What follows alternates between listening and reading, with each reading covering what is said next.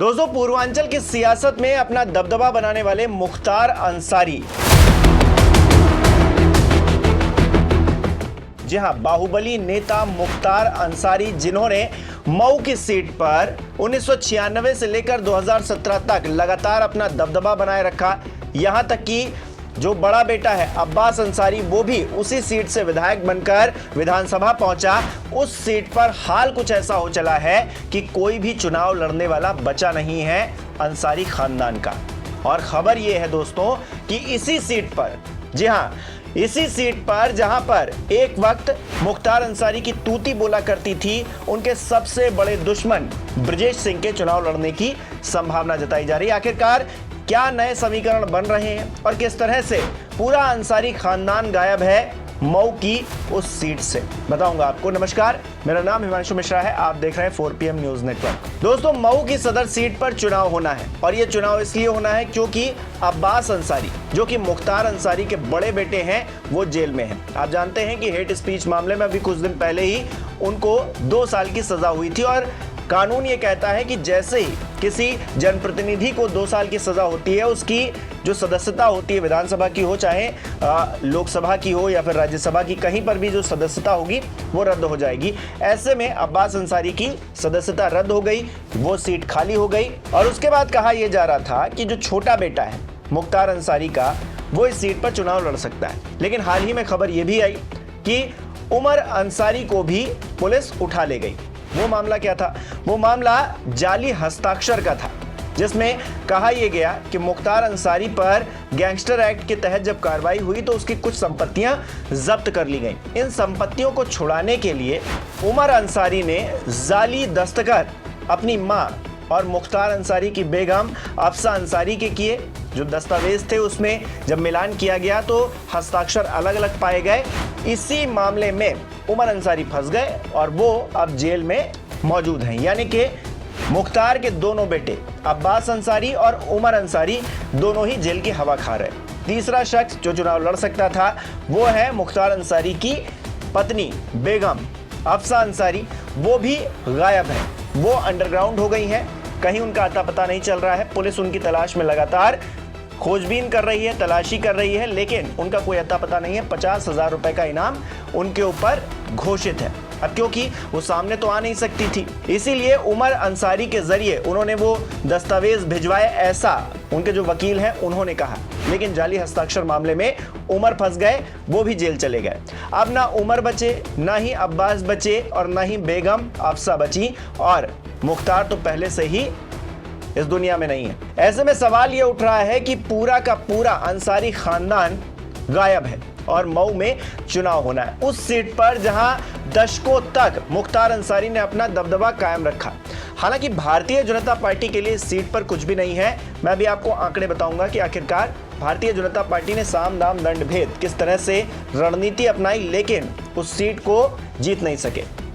उससे पहले चर्चा ओम प्रकाश राजभर की भी, क्योंकि ओम प्रकाश राजभर लगातार कोशिश कर रहे हैं कि उनको उस सीट पर चुनाव लड़ने का मौका मिल जाए। और अभी तक कहा यह जा रहा था कि जो उनके बेटे हैं, जो सांसदी का चुनाव हार गए, वो उस सीट से चुनाव लड़ सकते हैं। इस बात की चर्चा जोरों पर थी, लेकिन अब दूसरी चर्चा ने जोर पकड़ लिया है। चर्चा यह है कि ब्रजेश सिंह, जो कि मुख्तार अंसारी के बहुत ज्यादा राइवलरी रहे, जब तक मुख्तार जिंदा थे और जिंदा नहीं रहे उसके बाद भी ब्रजेश सिंह लगातार उस सीट को पाने की कोशिश में जुटे हुए हैं। हाल ही में हमने देखा कि ओम प्रकाश राजभर ने भी ये कह दिया कि वो हमारे करीबी हैं, और इसके बाद चर्चा ये होने लगी कि क्या ओम प्रकाश राजभर वो सीट जो मांग रहे हैं उस पर ब्रजेश सिंह को चुनाव लड़वाने की कोशिश में है, प्रयास में है। क्या इसी फॉर्मूले को वो आगे बढ़ाना चाहते हैं? क्योंकि अब्बास अंसारी भी सुभाषपा से ही विधायक थे उस सीट से।